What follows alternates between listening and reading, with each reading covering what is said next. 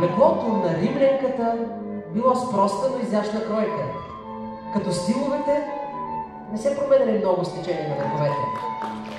Изяществото на туниките, долна и горна, горната се наричала стола и наметката, пала, било резултат от грацията, с която се носили и от материала, от който са изработени.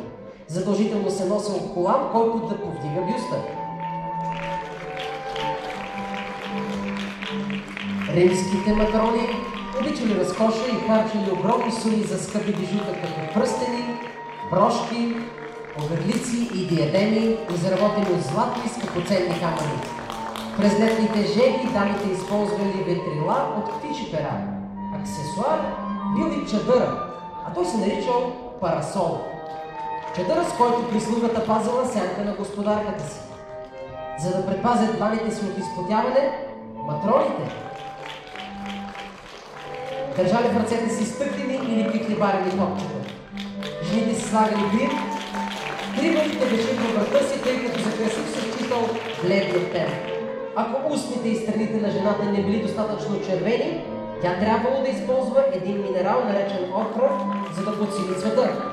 Ако веждите на момичето не били достатъчно тъмни, то използвали метала антимон, за да ги потъмни. Когато нямало антимон, използвали пепел.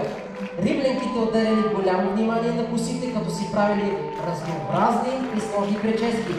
Дори в онези далечни времена, при необходимост, дамите използвали перуки. Точно така.